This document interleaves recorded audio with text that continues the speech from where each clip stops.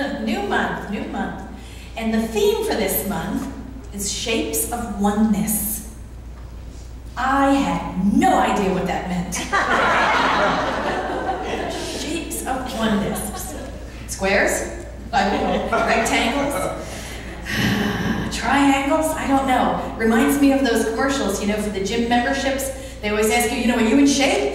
And I look at the TV and I say, yeah, I'm in shape. Round is a shape. You know, I mean, goodness, of course I am. But shapes, I mean, I think of shapes, I think of that theme, shapes of oneness. And what I think of is the round, I think of the teaching symbol. And the round circle in our teaching symbol is the allness of spirit. It represents everything. The infinite nature of the divine, ever expanding. The infinite nature of the universe.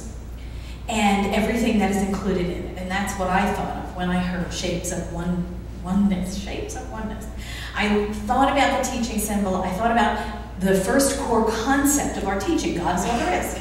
There's nothing else. There was nothing else to ever make anything out of but the energy, which is spirit. So we have the self-sentient God who thought I am, and the physical universe births into form.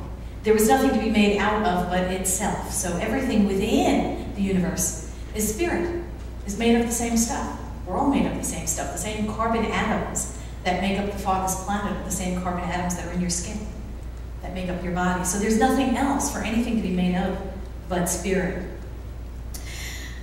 And then you think about this wholeness, you think about this unity, this oneness, how spirit is everything, and everything that is contained in it is made up of that.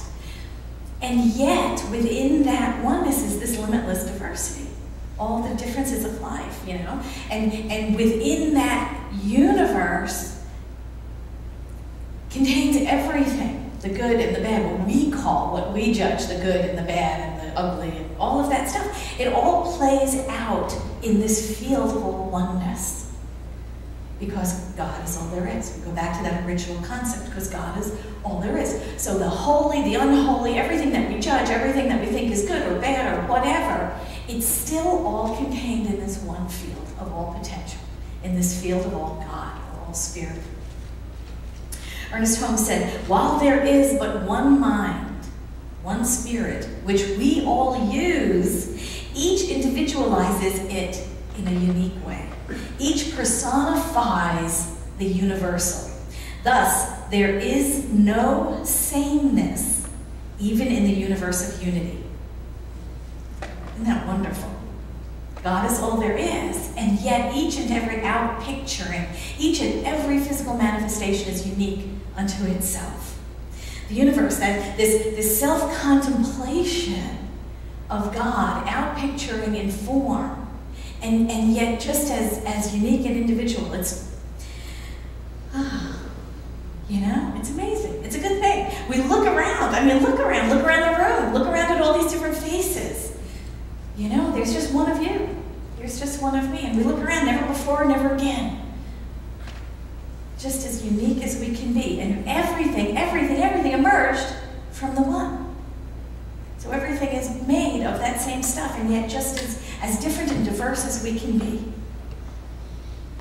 Ernest Holmes said, in Can We Talk to God? He said, we should see then that the world of multiplicity is deeply rooted in the universe of unity. That nothing can happen by chance, and we live under a government of law.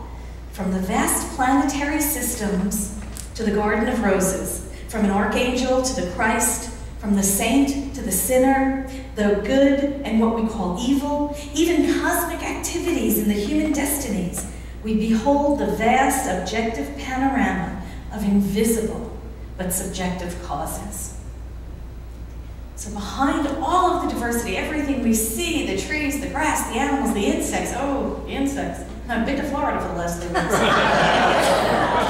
They've got bugs there that will drag you off. But I mean, the diversity of all life, it's just incredible. And yet, behind that stands the energy of the one. You know, it's just, in everything that we think, in every choice that we make, in every thought that we think, in everything that we do, is an outpicturing using that same energy, which is the energy of God. And it all plays out in this field of all God, because there is nothing else. There's no place else to go. We cannot escape the field of all God. We cannot step outside of the realm of spirit. There is no place we can go where God is absent, because it's everywhere. And isn't that wonderful? Isn't that wonderful? That we can state clearly, I am the one and only me. And that is true for each and every one of us. I am the one and only me. You are the one and only you. Never before occurred, never again will happen. This moment in time where you get to live your own individual life like nobody else can. Nobody else can be you. And we look around at the world of diversity and we think it is good and very good. Well, most of us think it's good and very good. There are some of us on the planet who don't think it's very good. There are some of us on the planet who will remain nameless, who would rather not celebrate our diversity, but would like us all to be the same. Would like us all to do the same thing and be the same way and look the same way and dress the same way and believe the same things, and wouldn't that be boring as anything? You know, life would be boring if we were all carbon copies of each other, if all the trees were the same tree, if all the plants were the same plant, if all the flowers bloomed the same. I mean, look at the diversity right up there. It would be kind of boring if everything was the same, if there was only one. You know, I was thinking about this while I was in Florida, because I sat on the beach a lot. I sat on the beach and did nothing a lot. And I have a great picture of the beach that this is not the one I sat on, but it's very similar. And isn't that lovely? And when you look at the sand on the beach, you think, oh my God, look at all this sand on the beach. How wonderful, how lovely. All these little grains of sand. And then you want to know diversity? Then you look at the electron microscope picture of the sand on the beach. And look at how unique and individual each and every grain of sand is, no two alike. Oh my God. No two alike. We live in a world of infinite diversity. No two grains of sand look alike. It's marvelous. That's remarkable. Think of all the sand on the beach. I got a kick out of that. We live in a world of infinite diversity. So even to our naked eye, all the sand looks alike. It's not. There is a oneness, and yet there is a diversity within that oneness. And it's wonderful, and it's challenging. And Ernest Holmes, in one of his Sunday morning talks, said this. He said, we often think we have to pattern our lives after the lives of others. And yet, Emerson told us imitation is suicide. That every man and woman should watch a spark of genius that flashes across his or her own mind and trust it. Personality, no matter how winsome it may be, or how convincing or how dominant, is more than the mask we wear. It is the manifestation of the hidden principle, the divine spark within us, which uses both the mind and the body for expression. So there is that divine personality within us, that unique, individualized expression of God as only we can do it through our own body. And nobody else can do what we can do the way we can do it, and we shouldn't do it any other way. It is up to us to live that authentic life. We are here because we're needed to be us here, right now, as us, and not trying to be a cheap imitation of somebody else. Being the one and only me, that's what I do best. Being the one and only you, that is what you do best. And we diminish ourselves the minute we start comparing ourselves to others. You know, the comparison thing, did you ever do that? Did you ever come out ahead when you do that? No, that's just an exercise in beating ourselves up. Whenever we start comparing ourselves with others, we don't do it to make ourselves feel better. We're always doing it to make ourselves feel worse, and that relentless judging and criticizing wounds us to our soul, because it says we're not right, that there's something wrong with us, that somehow we're defective, you know, and it wounds us. You know, we see bodies on TV, and they're held up as the perfect ideal of what we should all look like. We see pictures in magazines, you know, and that's the body that we're all supposed to be inhabiting.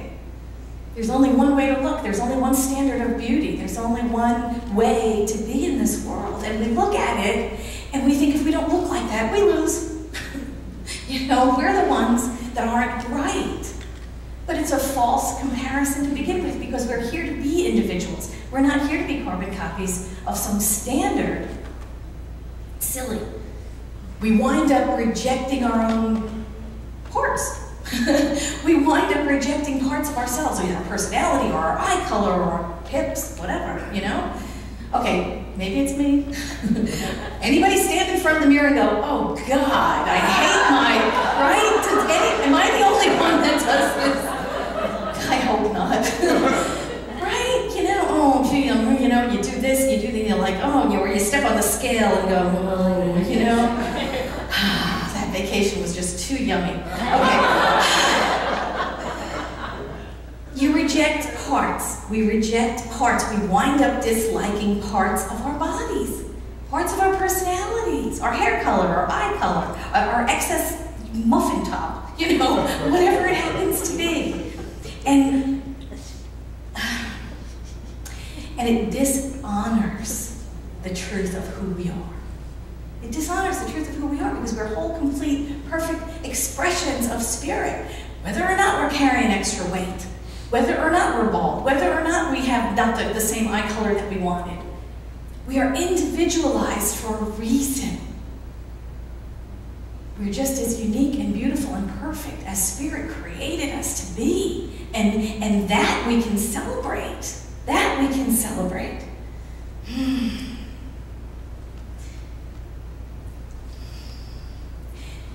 If we're busy rejecting parts of our own bodies, how can we accept other people? How do we accept other people just as they are and just as they are not, if we're over here busy rejecting even who we are at the most basic levels?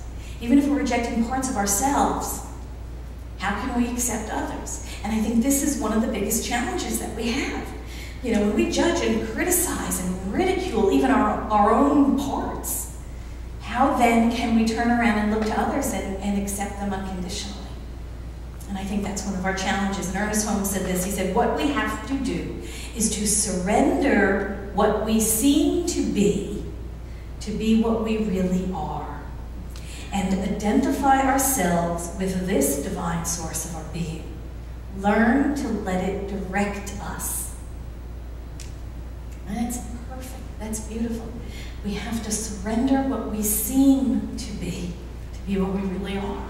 And that is to let that divine personality within us out, to live from that core of our being, that place within us, that seed of perfection which is nestled within us, to allow that to express. That is the authentic self. That doesn't care if you're overweight or you're gray or you're bald or you're short. Oh well. It doesn't matter. It doesn't matter. It's about accepting and loving and being the authentic self. You know, because here's the thing. What I know is that when we're busy disowning parts of ourselves that we don't like, it doesn't help anything. And it doesn't change anything. Because what do we know? That one of the things that we know about metaphysics is that what? What you resist persists. What you resist persists. So if you're busy pushing away the stuff you don't like, disowning it, disavowing it, projecting it on others, you're not accepting what is. You're not accepting what is. And the only way we can change what is by accepting what it is first. And then we can change it if we want. But the first thing we do is we accept where we are. Byron Katie did that work for years and years, loving what is. We have to love what is first, and then we want to change it. At least we're there. We're not hating it, we're not disowning it, we're not rejecting it. We're accepting what is, and then we are empowered to change it. We can't change it if we're busy rejecting it. We have to accept ourselves first.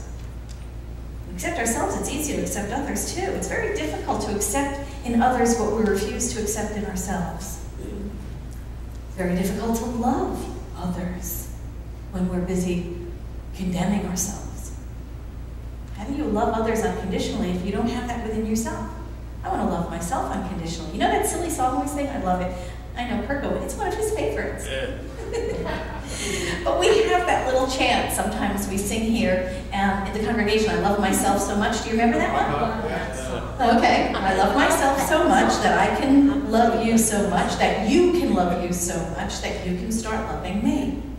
And that's what we're talking about, that self-acceptance. I love myself so much that I am free to be unconditionally loving to people around me. I can be unconditionally compassionate to people around me because I'm not busy condemning myself. When I get in that self-condemnation thing and I look out in a world, I just need to change. When I am so busy condemning myself and running those old tapes in my own head about how I need fixing, then I look out on a world where everything needs fixing, and it needs fixing by me. Because I'm, of course, the only one and only person who knows how to fix it right. And when we're in that judgmental zone, that's exactly what happens. Then everything needs changing. Then nothing is right. And we've set about the business of trying to control the world. And the thing about that is you can't ever fall asleep. Because if you fall asleep after you've controlled everything, the minute you wake up, it's all back the way it was. You gotta start all over again. It doesn't work. Our practice then is to accept who we are and where we are right here, right now. And that does not mean we've given up on change. We can accept who we are right here, right now and say, okay, this is where I am, and what am I going to do about it? What am I going to do about it? And see, that motivation is positive. I accept where I am, I accept what I am right now, and if I'm motivated to do something about it, here's the steps I can take. It's a lot more empowering than, oh God, I hate myself, I hate my life. Do you see how it's like a totally different energy? It is a totally different energy. We can accept our parts and still know that change happens. Ernest Holmes said it. He said, this is the source of all real inspiration. Here and here alone, at the center of our being, is the real creative power. The question is whether or not we are living from this center, or whether we are thinking of ourselves as detached, separate, divided, alone, and inadequate. Each of us has such a center, and we all have direct access to this infinite presence. This is the universal person. It is within all of us that, again, that seed of perfection, that spirit, which has never been harmed, never been hurt, never been less than. That is the truth within us. And when we let that out, glorious changes occur. Transformation happens. This is the center. This is who we truly are. This is the divine personality that you and I have been meant to live from. We surrender what appears to be to live the life that we really are. It's about finding our own voice. Not who our siblings wanted us to be, not who our parents thought we were, not who our spouse needs us to be or our friends want us to be, but it's finding that authentic voice and living from that. It's about being the unique expression that we are, accepting the unique expression that we are, and celebrating it. There's only one of us. We are a one-of-a-kind manifestation of spirit. Oh my gosh, we're priceless. We are priceless. Think about it. You know how much one-of-a-kind items are, right? Oh my gosh, they're priceless, and that's who we are. We are one-of-a-kind items. Beyond measure. Ernest Holmes continued on in that talk, and he said, and if this is true, then Emerson was right that he said we should learn to take ourselves, for better or for worse, but always, as he said, building on the understanding that there is one mind common to all individual men and women, and that every man and woman is an outlet to this mind, and an inlet to this mind, and it is the same mind for all of us. So we all have access to that same power and presence. We all are that same power and presence. It's within us. It is within us. And what our challenge is to let it out. Let it out and to be that authentic person, to to allow that divine personality that is within us, that individualization of the divine spirit that is us, to allow that to come out and to transform our lives. Because it will if you let it. I'm here to tell you. And in that talk, he goes on to say, no two persons are alike. No two persons are alike, but we must make that uniqueness fit into the whole general order, into the whole universal scheme of things. We must learn to live together as individuals, maintaining the uniqueness of our own personality without infringing upon the uniqueness of another. That's real important. I'm talking to you, Chick-fil-A.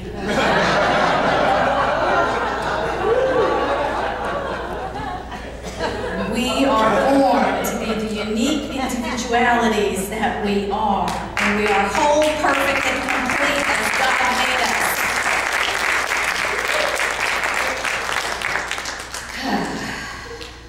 You know, you know what? I just gotta have to go down there and tell them.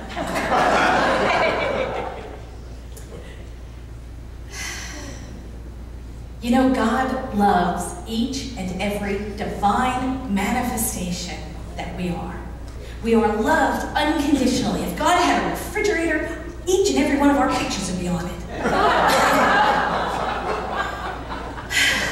We are loved unconditionally. And so our challenge is to be that uniqueness, to live from that uniqueness. Don't be a shabby imitation of anybody else. You know, we are here to live that full expression of our individuality so that nobody else can be you here now. And that's good.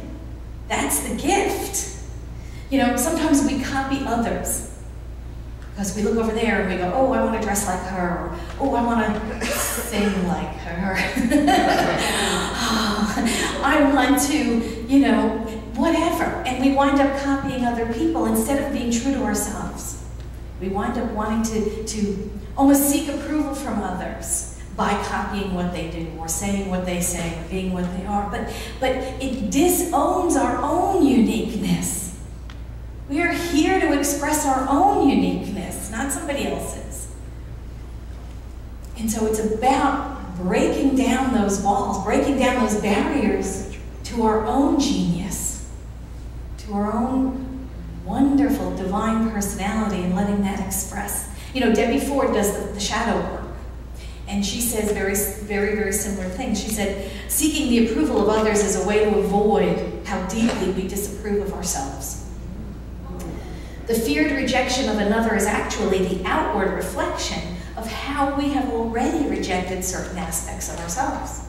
The moment we try to please another and abandon our own truth for theirs, we essentially hand over our power to them. We violate our own integrity, and we cut ourselves off from our own inner wisdom. Again, like Emerson said, imitation is suicide. We are here to live the glory of God as us, as each one of us, individuality. So it's up to us to maintain integrity of our own true nature, of who we are, to allow that divine expression full and complete reign in our lives, to allow that divine personality to express through us. I gotta be me. That's all the singing you get. Yeah. Life needs us to be exactly who we are. Exactly who we are. And that's the shape of oneness. You know, some of us are rounds. You know, some of us are triangles. Some of us are rectangles. Spirit needs us to be exactly who we are and to live from that authenticity. And it's glorious. And when we find that divine personality within us and we surrender to it and we let it lead where it leads, we're living our authentic life. We accept things the way we are. When we accept how things are, we're free to change them. We're empowered to change them because we're motivated by love and acceptance and not by hate and rejection. We love all of ourselves. We are free. We are free to accept all of ourselves and then to change. Okay, going back to the standing in front of the mirror part. Who's got the, right, in your mind? I'm sure you had the body part already picked out, right? As soon as I said, you know, I'll stand in front of the mirror and go, oh God, I hate my fill in the blank. Okay, so we're going to turn that around right now. We're going to say, I love and accept my, whatever it is. Oh, come on, say it out loud. Be brave. Nobody's going to listen. Nobody's going to listen to your body part story. They've got their own. So what we say is, I love and accept my fat hips. Well, you can do your own body. So let's say it together. Whatever it is, the body parts out loud. You ready? I love and accept my fat hips. See? Nobody heard you. This is the practice then.